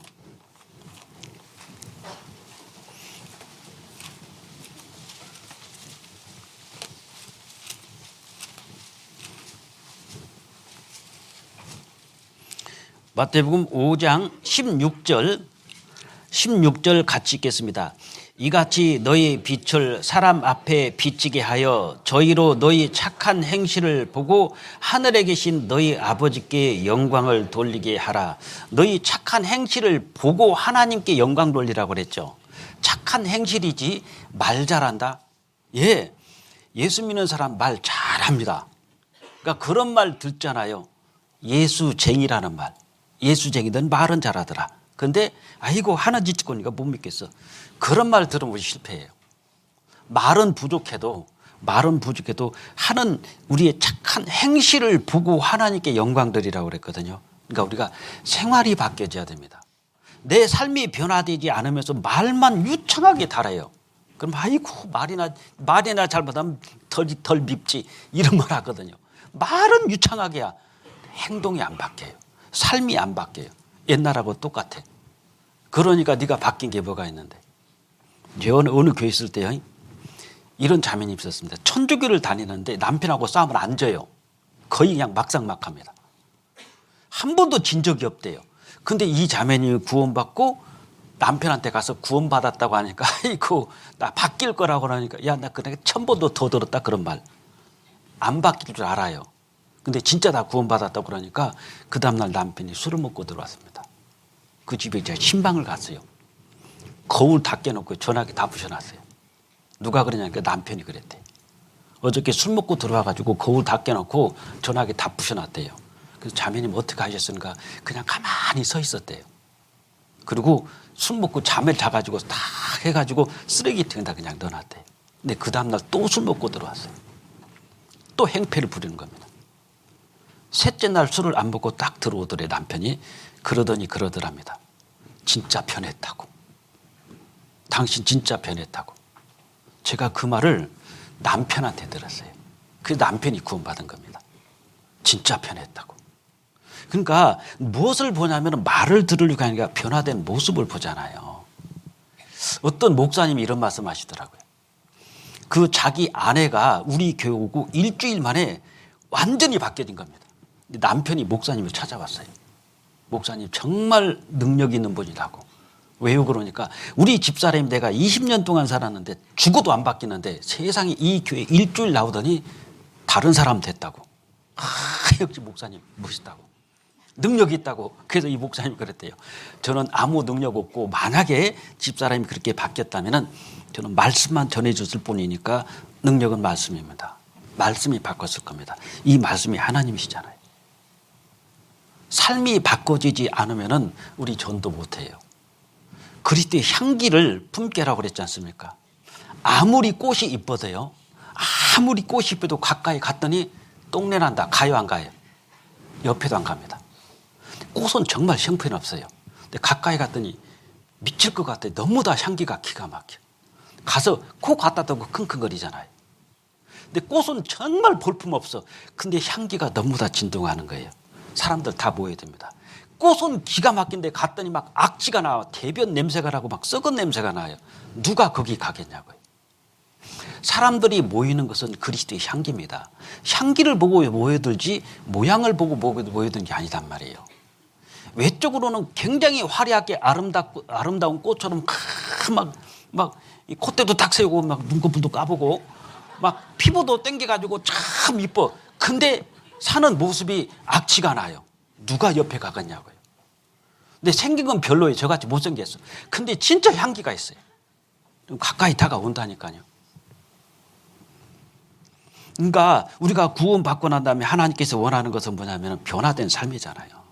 그 변화된 삶을 살기 위해서 우리가 꼭 필요한 것이 말씀, 기도, 교제, 전도. 이게 말기교전이라고 그러잖아요. 말씀 생활, 기도 생활, 교제 생활, 전도 생활. 구원 이후 우리의 상태입니다.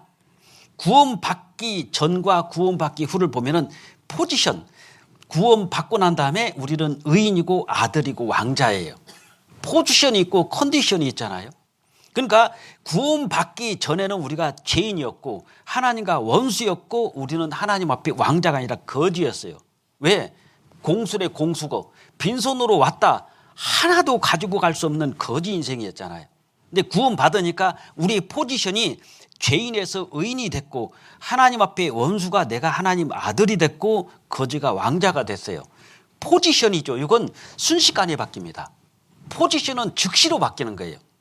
예를 들면 간첩이 우리나라로 난파돼 가지고 나만 가니까 막 거지들이 깡통 차고 아니네 진짜 잘 사네. 그래서 이 간첩이 자수를 했어요. 자수를 딱 하는 순간 간첩이 아니라 대한민국 시민이 됩니다. 신분은 금방 바뀌잖아요. 신분은 바뀌는데 상태는 시간이 필요합니다. 막 주사판 막 주체사상이 바뀌어 있어가지고 이게 금방 바뀌냐 이거예요. 시간이 지나면서 점점 남한 사람처럼 바뀌어요. 북한에서 온 사람들이 있잖아요. 신분은 남한으로 오는 순간에 바로 대한민국 사람이 됩니다. 신분은 즉시로 되는데 그 사상이 안 바뀌어요. 저도 북한 선교부에 가가지고 그 상담해봤는데 진짜 안 바뀝니다. 생각이 안 바뀌어요. 신분은 한국 사람이에요. 근데 생각이 안 바뀌어요. 아무리 잘해줘도요 의심합니다. 계속 막 장롱도 막 뭐 이 사줄 수는 없으니까 이사 가는 집 보면 좋은 거 장롱 나오거든요. 그럼 장롱 막 닦아서 해가지고 집에다 갖다 주면은 전화 와요. 나 병원 가야 돼요. 전화 와요. 모시다 드려야 돼. 나 뭐 어디 뭐 은행 가야 돼. 그럼 또 모시다 드리고. 왜 똑같은 탈북자인데 왜 이 사람은 장롱을 큰 거 갖다 주고 왜 나는 적은 거 갖다 주냐고 막 이런 거나 따지사지 안 바뀌더라니까요. 근데 구원 받으니까 확 바뀝니다.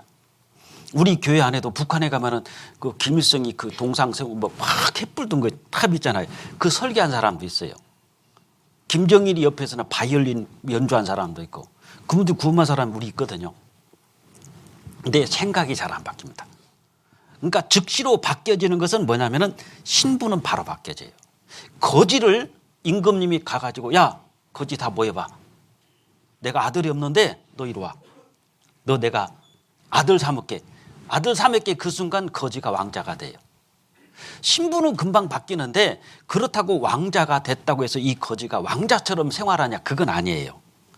그 다리 밑에서 왕궁으로 들어가가지고 이제 밥 먹는 것도 이제 거지는 막 손으로 집어 먹는데 이제 숟가락질 젓가락질 해야 되잖아요. 근데 이것이 가자마자 난 왕자의 젓가락질 탁 뜨고 숟가락질하고 이건 아니잖아요. 시간이 지나면서 점점 바뀌어집니다. 그걸 상태라고 그래요. 그러니까 구원받으면 포지션과 컨디션이 있는데 포지션은 즉시 바뀌어집니다. 근데 컨디션은 재성이 있어요. 그러니까 이것이 어떻게 됩니까? 시간이 지나면서 점점 바뀌어가죠. 그게 뭐냐면 경건의 수단이 말씀, 기도, 교제, 전도라는 겁니다. 이거 중에서 말씀 생활을 등한히 한다. 기도를 등한히 한다. 나 교제 잘 안 나간다. 나 전도 생활 나 거의 안 한다. 잘 안 바뀌어집니다. 이 네 가지는 뭐하고 똑같냐면 자동차의 네 바퀴하고 똑같아요. 이 자동차 네 바퀴 중에서 바퀴 하나 빠져보세요. 가기는 가요. 띠뚱 되면서 가기는 가는데 정상적인 기능은 못합니다. 그러니까 우리가 구원받고 말씀 생활을 꼭 하셔야 돼요. 말씀. 자, 구원받은 형제 자매 교회라고 그러고 세상 사람들이고 가운데가 내가 있는 겁니다. 가운데에서 세상 사람들에게는 전도를 해야 되고 형제 자매로는 교제와 봉사를 해야 되겠죠. 이 힘이 어디서 나오느냐? 하나님께로 공급받는 겁니다. 이건 교제, 기도예요. 하나님께 주고받는 능력은 힘은 기도를 통해서 형제 자매들하고는 봉사를 통해서 세상을 향해서는 전도를 통해서 이것이 이 조화를 이루어야 되잖아요. 전도한다고 열심히 하는데 기도는 안 해요. 하나님의 능력 받을 수 없습니다. 하나님께 계속 기도를 해요. 기도를 받고 하나님께 능력을 받는데 전도를 안 해. 이것도 문제가 되죠. 기도는 잘하는데 교제를 안 해. 이것도 문제가 됩니다. 기도는 잘하는데 전도를 안 해. 이것도 문제가 되죠. 이 네 가지가 교제, 봉사, 기도, 전도 이것이 말씀, 기도, 교제, 전도가 딱 사박자가 이루어져야 돼요. 그래서 말씀은 교회를 통해서 공급을 받고 하나님께 기도를 통해 수직적인 관계가 이루어진다면 이제 수평적 관계는 교제와 전도를 통해서 수평적 관계가 이루어지는 겁니다. 그러니까 기도 생활, 말씀 생활이 없으면 수직적 관계가 안 이루어지잖아요. 그러니까 옆에 이게 안 이루어져요. 왜 형제자매대로 교제가 잘 안 되냐? 분명히 말씀 생활, 기도 생활이 부족한 겁니다. 뭐가 문제가 있어요. 그래서 말씀은 머리를 붙들지 아니함이라 온몸이 머리로 말미암아 마디와 심줄로 공급함을 받고 연합하여 하나님이 자라게 하심으로 자라느니라. 그러니까 머리 대신 주님으로부터 공급을 받고 움직이잖아요. 글씨를 쓰는 것도 손이 쓰는 게 아닙니다. 머리에 지령을 받고 손이 움직여요. 만약에 손이 글씨를 쓴다면 딱 잘라가지고 나도 손이 글씨 써야 되겠죠. 이 몸에서 떨어져 나가는 순간 글씨 못 씁니다. 붙어 있어야지 능력이 간다는 거예요. 그래서 이 말씀이라는 것은 마치 콩나물실에 물 주듯이 계속 말씀을 들으면 어르신들 아니 내려가다 닦아 먹어 그래요. 맞아요. 만약에 여러분들이 설교를 한 걸 다 기억하면 목사님 설교 못 합니다. 왜? 옛날 다 또 안 해. 계속 기억난다고 생각해 봐요. 우리가 설교하는 것을 다 기억하고 있으면 목사님들 설교 못 해요. 왜냐면 아이고 지난달에 거 또 하고 있네. 또 하고 다 기억해 봐요. 잊어버리니까 은혜라니까요. 그러니까 우리도 지난주에 했던 것도 하고 지난달에 했던 것도 하고 다음 교회에서 여기서 했던 거 하기도 하고 그러거든요. 다 기억하면 큰일 나요. 잊어버리는 것이 은혜입니다. 그러니까 계속 말씀을 듣는데 콩나물 시루에 물 빠듯이 빠져요. 근데 잘한다니까요. 근데 콩나물하고 콩나무는 달라요. 콩나물은 아무런 고난이 없습니다. 아래 먹어서 시루에서 검정 포대기 뒤집어 쓰고 물만 먹고 자라잖아요. 고난이 없어요. 그러니까 계속 말씀을 먹는데 고난이 없고 그냥 그 자리만 가만히 있으니까 키만 자라고 머리만 굵어져요. 그게 콩나물이에요. 콩나물. 또 부러지면 아무짝에 돼요. 성장이 없습니다. 부러지면 끝나요. 콩나무는 밭에서 자랍니다. 뿌리를 받고 병충해, 비바람, 천둥, 번개 다 맞아요. 어떻게 하죠? 열매가 주렁주렁 열잖아요. 콩나물하고 콩나무는 다릅니다. 콩나물은 가만히 앉아 아무런 고난 없이 교제 없이 그냥 물만 먹고 빠지고 그러니까 키는 자라요. 머리는 굵어져. 근데 열매는 없어요. 자, 이런 분들이 누구냐면 말씀 딱 하다가 기도 시간 되면 갑자기 나가시는 분이 있어요. 콩나물에 콩나물 안 자라요. 고난을 같이 교회 안에서 봉사하고 수고하고 헌신하면서 나의 신앙은 자라고 그리고 열매가 맺는 겁니다. 말씀 생활 해야 되고요. 그 다음에 이제 이렇게 잘 먹어야 돼, 잘. 막 얘가 놀래버리잖아요. 무슨 젖병이 뭐 엄마만 끊고. 잘 먹어야 돼, 잘. 이 제비들도요, 누구를 먹이를 주세요. 이 엄마 제비, 새가 먹이를 물고 와가지고 누구를 먼저 주냐면 입이 제일 큰 것부터 준답니다. 그러니까 어때요? 거의 찢어질 정도로 벌려요. 최고 크게 벌리면 그것한테 다 집어넣어줘요, 계속. 그럼 배가 부르면 엄마가 와도 안 벌려, 입을. 그 다음. 맨 마지막에 받아먹는 사람이 입을 적게 벌려서 그래요. 너희는 입을 넓게 열라 그랬잖아요. 주일날 되면 입을 이렇게 벌려야 됩니다. 쫙쫙 벌려야 돼요. 근데 이러고 있는 사람이 있어요.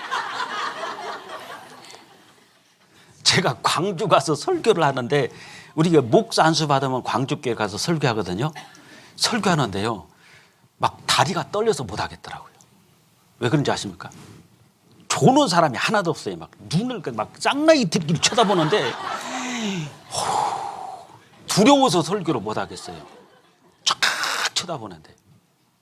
근데 대부분 보면 다 거의 아예 공자님 안녕하세요. 좀 주무시는 분이 꽤 많잖아요. 그러니까 주무시는데 뭐 어미새가 와 봤더니 꾸벅꾸벅 돌고 있으니까 줄래 에이래 너 먹어라. 입 벌리는 새한테 주잖아요. 그러니까 주무시는데 기량이 잘하겠냐고요. 그러니까 열심히 죄송합니다. 하여튼 말씀 생활, 기도 있잖아요. 기도도 계속 기도 생활 하셔야 돼요. 기도 생활. 내 이름으로 무엇이든지 내게 구하면 내가 시행하리라. 기도 생활 하셔야 됩니다. 그 다음에 교제 생활, 전도 생활 빠지시면 안 돼요. 이것이 내가 자동차 네 바퀴처럼 쫙 이루어졌을 때 틀림없이 하나님께서 나를 자라게 하시고 나를 통해서 역사하시는 겁니다. 시간이 큰일 났어요. 끝내야 됩니다. 오늘 제가 성찬식 얘기를 못 들어가지고 성찬식 없는 줄 알았는데 아침 오니까 성찬식이 준비돼가지고요. 그냥 간단하게 말씀드릴게요. 하나님께서 우리 구원받은 사람이 두 가지를 명하신 게 있습니다. 하나는 성찬식이고 하나는 침례식입니다. 이 성찬식은 예수님이 이제 내일 6월절 날 잡히시는데 그 전에 제자들을 다 여기 유다까지도 다 왔어요. 다 놓고 마지막에 내일 이제 6월절 어린 양으로 예수님이 돌아가십니다. 그래서 제자들에게 어떻게 하시느냐? 내가 너에게 전한 것은 주께서 받은 것이니 곧 주 예수께서 잡히시던 밤에 떡을 가지사 축사하시고 떼어 가라사대 이것은 너희를 이해하는 내 몸이니 이것을 행하여 나를 기념하라 그랬어요. 떡과 포도주입니다. 이 떡은 이 원래 쌀을 빻아가지고 가루를 만들어서 한 덩어리로 만들고 포도주는 붉잖아요. 그러니까 예수님의 피를 상징하고 이 떡은 예수님의 몸을 상징합니다. 천주교에서는 막 떡을 먹고 그 포도주를 마시면 예수님의 뭐 피가 내 안에 들어온다는데 그건 아니고 기념하라는 거예요. 기념. 예, 나를 기념하라. 왜 예수님이 온몸이 찢기시고 피를 흘리시고 돌아가셨는데 이걸 먹을 때 기념하라는 겁니다. 그러니까 먹는다는 것은 내 것으로 소유하고 소화한다는 거잖아요. 그러니까 이 성찬식을 통해서 예수님께서 온몸이 찢기시고 나를 위해서 피 흘려 돌아가셨는데 예수님, 저는 예수님 나의 구세주로 영접합니다 라는 신앙의 고백도 돼요. 그 다음에 식후에 또 이와 같이 잔을 가지시고 가라사대 이 잔은 내 피로 세운 새 언약이니 이것을 행하여 마실 때마다 나를 기념하란가.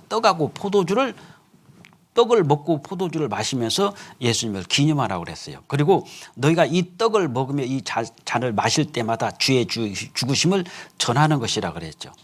기념하고 전하는 겁니다. 세 번째, 누구든지 주의 떡이나 잔을 합당치 않게 먹고 마시는 자는 주의 몸과 피를 범하는 죄가 있느니라. 사람이 자기를 살피고 후에야 이 떡을 먹고 이 잔을 마실지니 그랬죠. 자기를 살펴보라는 거예요.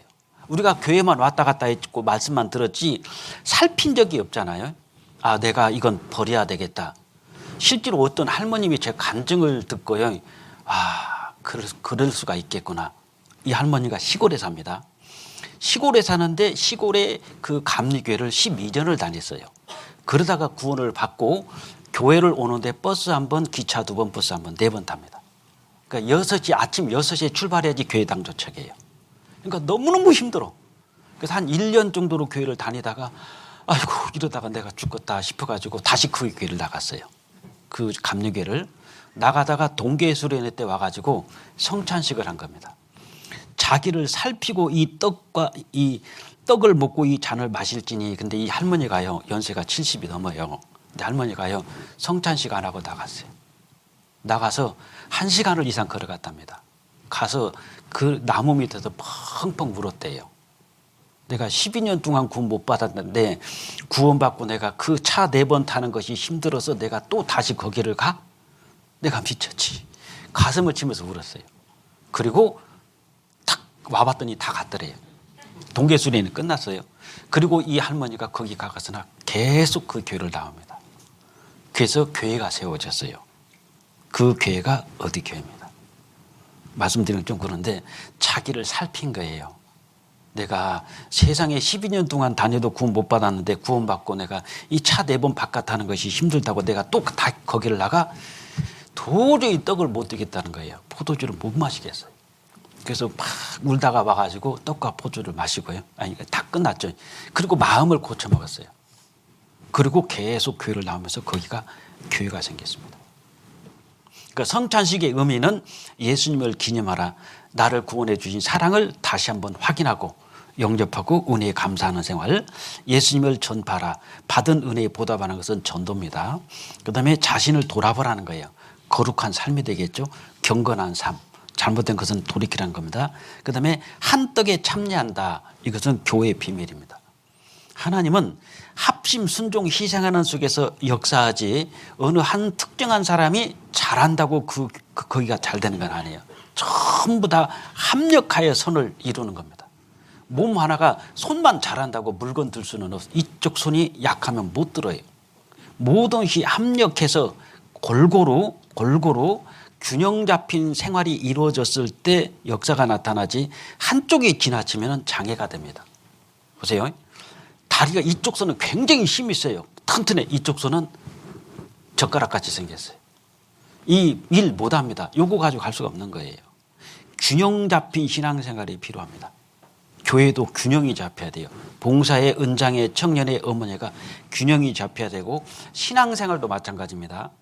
직장생활, 가정생활, 교회생활이 균형이 잡혀야 돼요. 직장생활은 열심히 해. 교회는 아무 관심 없어요. 이것도 균형이 깨진 겁니다. 가정은 충실해. 직장도 충실해. 교회 아무런 관심 없어. 이것도 균형이 깨진 겁니다. 교회라면 발 벗고 나사. 근데 집에 가니까 아무것도 안 해. 집은 막 쓰레기가 수북하고 설거지도 안 하고 이것도 잘못된 거잖아요. 그러니까 이 신앙생활은 균형 잡혀야 됩니다. 직장생활, 가정생활, 교회생활이 이 삼박자가 탈 균형을 맞춰야 돼요. 너무나 교회 난 교회밖에 몰라. 가정이고 뭐고. 제가 어느 집에 침방 갔다가 그 자매님이 빨리 오래. 지금 남편이 지금 난리 났다는 겁니다. 막 다 때리 부시려고 그런대요. 그래서 집에 갔어요. 근데 그 자매는 조장입니다. 지금 저희 교회 나요. 제가 전도사 시절이에요. 갔는데 이 자매님이 남편이 막 울그락불그락하고 막 다 때리 부시려고 하는 거예요. 제가 갔더니 당신의 교회는 이따위로 가르칩니까? 막 야단치는 거예요. 이분이 조장이에요. 워낙 잘해요. 저 교회에서. 이만큼도 의심 안 했습니다. 막 남편이 막 살림 때리 붓는다고 가봤어요. 갔더니 그거예요. 저한테 따라와 보시오. 그럼 화장실을 딱 저거 봐라고. 빨래도 안 빨고 이렇게 싸놨다고. 그리고 가더니 주방 가는 거. 이거 보라고. 설거지도 안 한다고. 이게 당신의 교회는 이렇게 가르쳐요? 막 야단을 치는데 제가 죄송합니다. 그냥 나왔어요. 제가 그 집을 갔을 때는 큰 소리 치려고 갔습니다. 안 사람이 하나님 믿고 구원받고 잘못된 게 뭐가 있습니까? 보십시오. 이렇게 잘 살고 있지 않습니까? 그 말 해주면서 딱 잡으려고 갔는데 제가 지고 왔어요. 아무 말 못하고요. 그냥 죄송합니다. 그리고 나왔습니다. 그리고 자매님 그 다음날 불렀어요. 자매님, 조장이 중요한 게 아니라 신앙생활, 생활 구원부터 다시 하십시오. 그랬어요. 그러니까 이 남편은 교회에서 열심히 하는 걸 알아요. 근데 집이 뭐냐 이게 당신이. 응? 왜 집안에서 아내로서 엄마로서 왜 이건 못하냐 이거예요. 오로지 교회만 미쳐가지고. 그런 얘기가 틀리면 안 됩니다. 우리는 가정에서도 내가 할 일을 다 하셔야 돼요. 교회에서도 직장에서도. 그러니까 우리는 부지런하여 게으르지 말고 열심을 품고 주를 섬길 수가 있어요. 그렇게 해야지. 한쪽으로 치우치는 건 합당하지는 않습니다. 그래서 이 성찬식의 그런 의미가 예수님을 기념하고 예수님을 전파하고 자신을 돌아보고 그리고 우리는 합심 순종 희생하는 우리는 균형 잡힌 우리는 한 교회다. 이런 의미로서 성찬식을 하는 겁니다. 이해되시죠? 좀 제가 좀 시간이 없어도 좀 말이 빠릅니다. 시간이 없어도 그러니까 좀 이해해 주시고 성찬식을 원래 12시 반까지 성찬식까지 끝나야 돼요. 원래가. 근데 조금 좀 시간이 늦었습니다. 어차피 저 용복을 각오했어요. 성찬위원님들 나오셔가지고 성찬식 거행하도록 하겠습니다. 담임 목사님 기도하시고 성찬식 시작하겠습니다.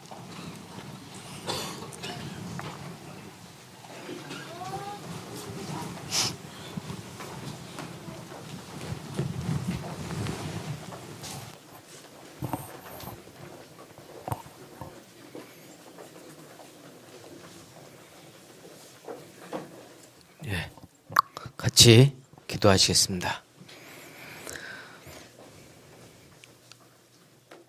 우리 사랑하시는 거룩하신 우리 아버지 하나님, 지난 한 주간 또 귀한 하나님의 말씀을 배울 수 있도록 인도해 주시고 또 귀한 영혼 불러주셔서 그 말씀 앞에 나아올 수 있도록 또 발걸음 인도해 주신 것 감사합니다. 증거된 말씀을 통해서 하나님의 살아계심을 알게 해 주셨고 또 하나님 앞에 심판받을 죄인인 것을 또한 깨닫게 도와주신 주님, 또 복음의 말씀을 통해서 우리가 할 수 없는 일을 또 예수님이 십자가에 피 흘리심으로 우리 죄를 영원히 용서해 주신 그 크신 은혜를 또한 깨닫게 역사해 주심에 감사드립니다. 또 오늘 또 주일을 맞이해서 또 주님의 말씀으로 교훈을 얻고 또 주님께서 우리에게 명하신 성찬 예식을 갖고자 합니다. 예수님께서 잡히시기 전날 밤에 제자들과 함께 떡과 포도주를 나누면서 예수님의 죽음과 또 예수님의 부활을 또 우리에게 기념하라, 또 마지막 날까지 복음을 증거하라 명하신 그 명령에 우리가 순종하기 위해 성찬 의식을 갖고자 합니다. 또 우리 각자 삶 속에 또 우리 하나님 앞에 합당치 못한 숨은 허물이 있다면 이 시간 또 우리의 회개의 마음으로 성찬식에 참여할 수 있도록 도와주시고, 또 지난 한 주간 말씀 듣는 가운데 구원받으신 분들 또 주님 앞에 가는 날까지 주님의 말씀으로 성장할 수 있도록 도와주시고, 또 아직 확신을 갖지 못하신 분이 있다면 주님 도와주셔서 구원받는 그 은혜를 허락해 주시기를 원합니다. 또 우리 각 가정마다 또 하나님께서 계획하시고 준비해 놓으신 그 모든 선하신 일이 온전하게 이루어질 수 있도록 은혜 베풀어 주시기를 또한 간절히 소망합니다. 이 시간에 모든 성찬 예식에 오직 주 성령께만 의지하며 우리를 죄에서 구원해 주신 거룩하신 예수님 이름으로 기도드렸습니다. 아멘.